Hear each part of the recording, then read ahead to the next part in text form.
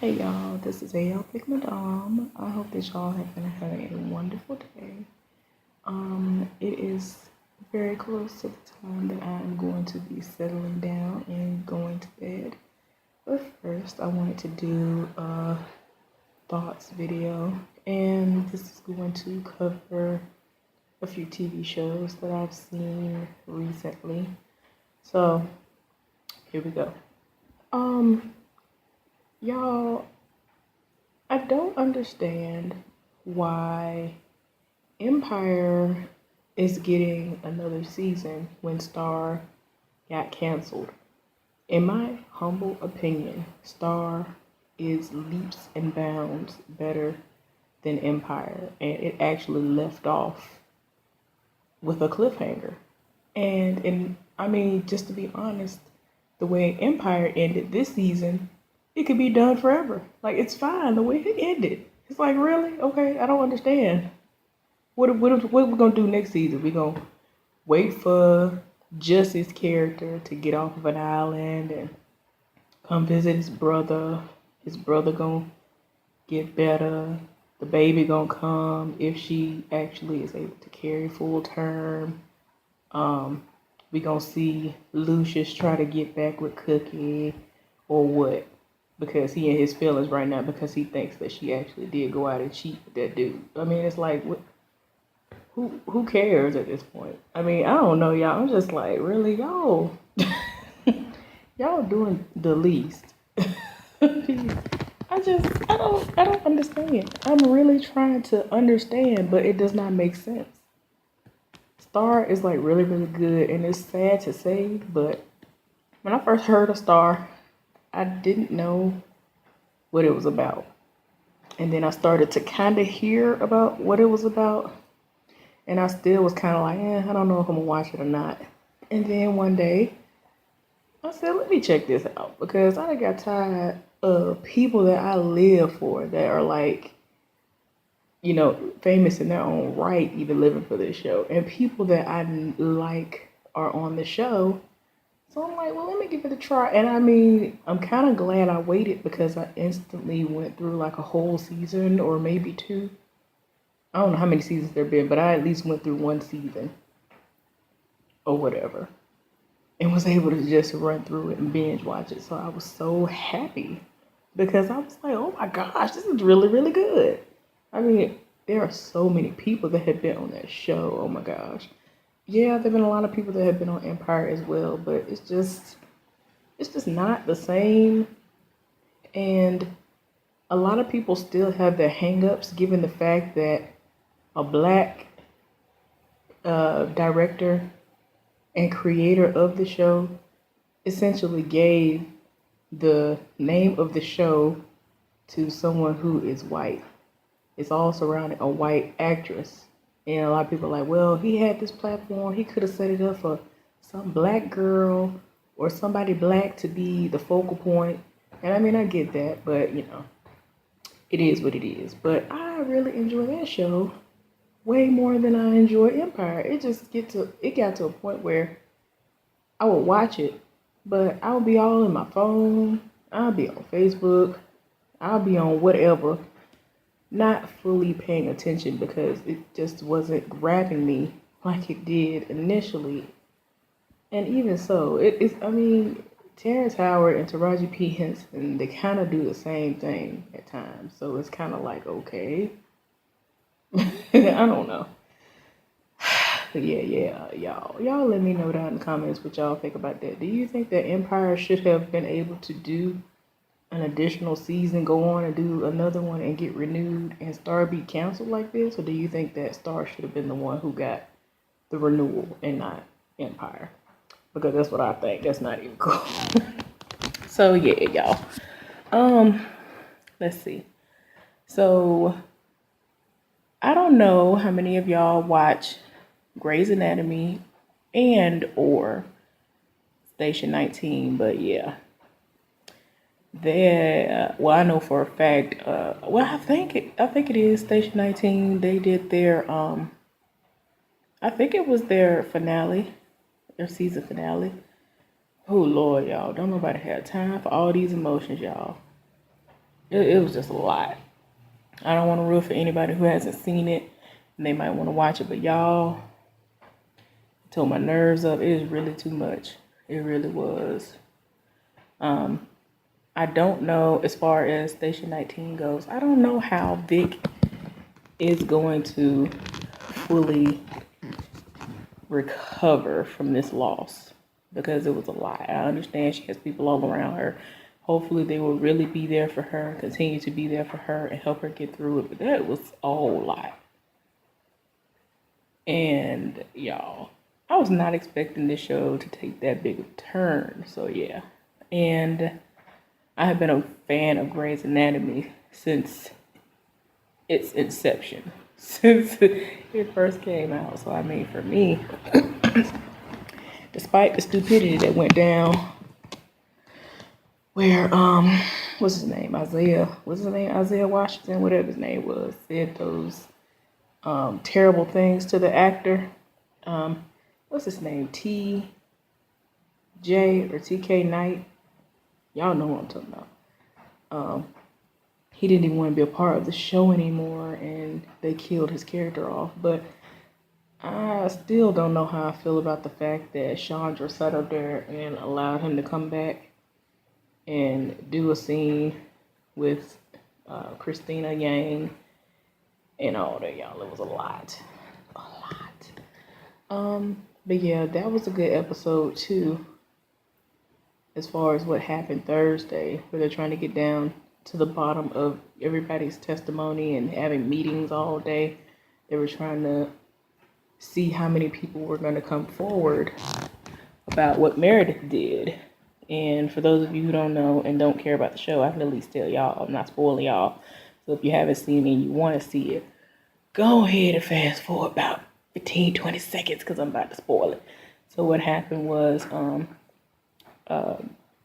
Meredith Grey ended up using her daughter's name for insurance purposes, so that one of her clients, well, I say clients, I'm sorry, one of the kids that she ended up operating on could get the services that she needed, because her father is basically working on a visa.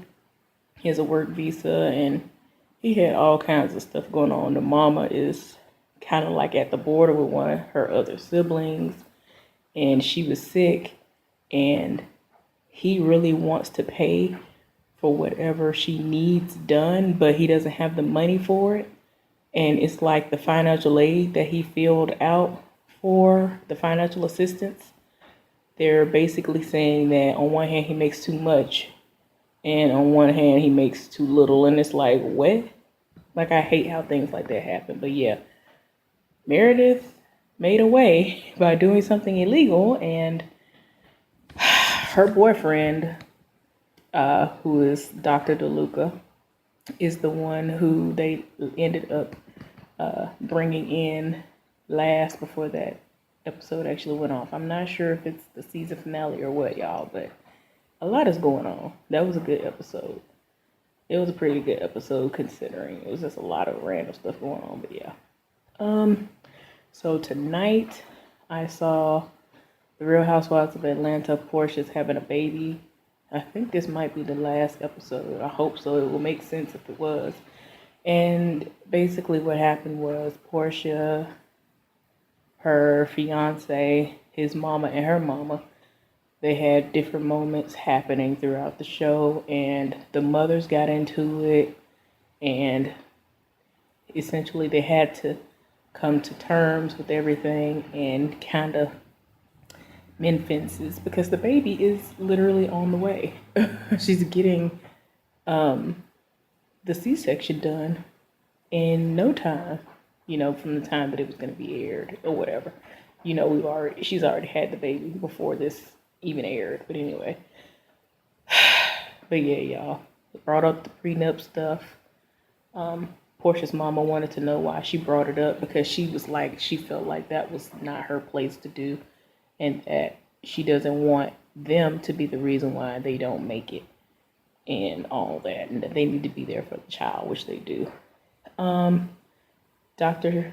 Sherry came to Porsha and Dennis's home to do like one little session before she actually has the baby. So, I mean, I thought that was pretty good, because they need to get out their little possible hang-ups and frustrations and jitters about the baby coming. I know they're both first-time parents, so it's just something they needed to do, and Porsha actually made room in her closet for him, so he didn't have to keep going down to the basement every day for like an hour trying to weed through stuff so he can find something to wear. They still haven't settled everything with the house because they live so far out from the city that he has to be in really bad traffic to go to and from the house. And I fully understand that because I am from the country. On the outskirts, we live on the outskirts of Montgomery. So depending on where I'm going, it would take me, one of my last jobs there, it took me an hour to get to work driving the speed limit. So yeah, it's a struggle. So that means you got to get up earlier than normal. And depending on what time you have to be there, you have to prepare for that because you got to deal with school buses. If, school is in session, you have to remember functions that might be going on that will hinder you. There's just a lot of stuff you have to factor in if you have to make that commute. So I understand his frustrations, but he actually did tell her that it's fine for them to be in her house in Duluth until a couple of years from now. So we'll see how that actually goes. I know I wouldn't want to do it because I understand her house is nice, and she is like, look, when I was with my ex, he still had his old house, but I thought that we both got rid of our places, and she had to get out and had to go and live back with her mama and build everything from the ground up. So now she has what she has. So she essentially does not want to give up what she has. And I mean, I get it. And I think Ricky Smiley was absolutely correct. After they've gotten married is when they should go and get a home and all that stuff together. Because she might sit up there and do this prematurely, and then he'd be like, I'm tired of you, bye. Even though that can happen within the marriage as well. I'm just saying, like, you got paperwork. It kind of makes people more inclined to want to work through something when you have paperwork, because it's cheaper to keep them. So they say. But yeah, they ended up showing her. She got the C-section done, and they actually showed the baby. The baby was so cute. So she looks good, even though, she is posted all over social media how her snapback wasn't how she wanted it to be and all this other stuff. Girl, you had a C-section. Like, you could barely walk when they showed her after that. Like, she needed help to stand, which is expected. You feel like stuff about to fall out of you. You can't laugh. You can't do much of anything. You can't do no kind of lifting. So yeah, I am so happy that she finally was able to have a baby. And even though she's 37 years old, I know she kind of feels like, dang, it took me forever. I finally got it. But God had a plan. And the plan was not for her to have it with Cordell. And I'm glad, because he might have tried to be trifling, because she has been doing amazing financial wise. And I don't know what he's doing, but he might have would have tried something. So I'm kind of glad that she ain't get nothing. Didn't have anything with him.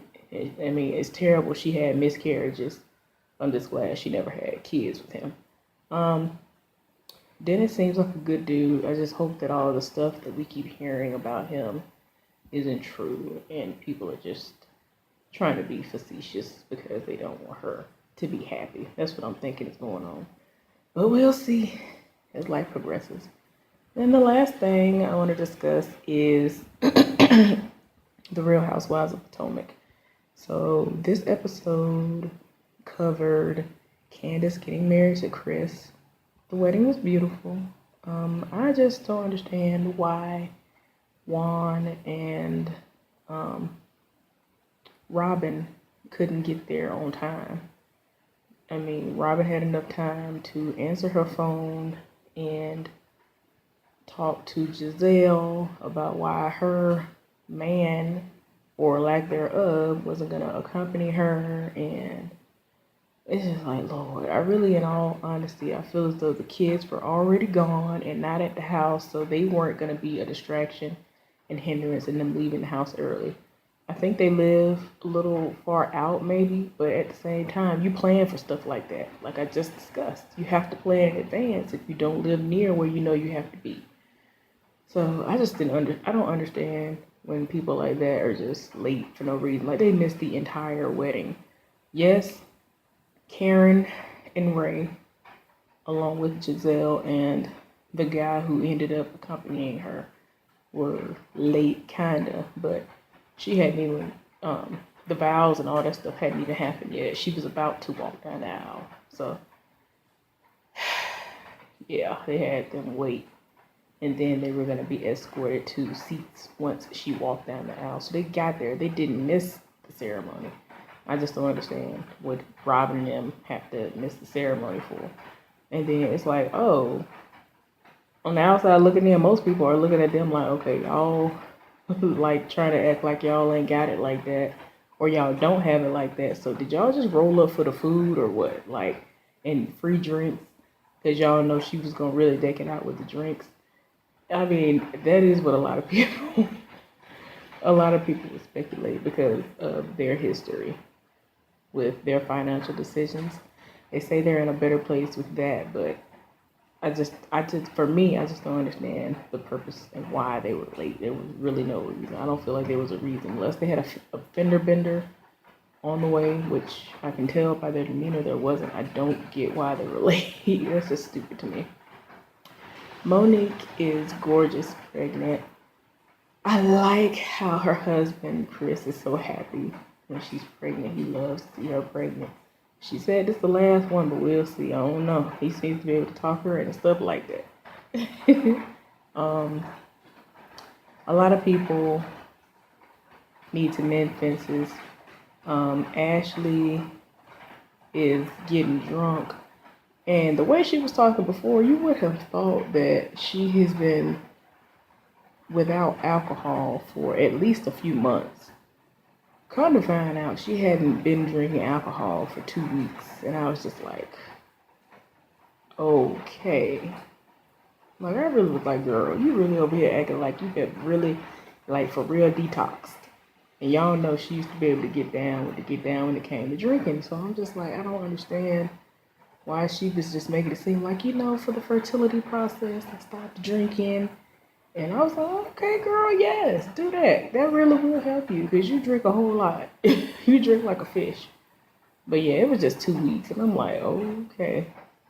And her husband is more than suspect. Every single season, something pops up about him. And he says the most cringeworthy things. And he does things, and that it's just like embarrassing. And she acts as if it's normal. He's just an Aussie. That's just how they are. And I'm like, no, ma'am. Your husband is just not into you. He seems to be more into men than into you because of the things he's doing. And if you start acting like you don't see that, is this just something that y'all are doing to get a check?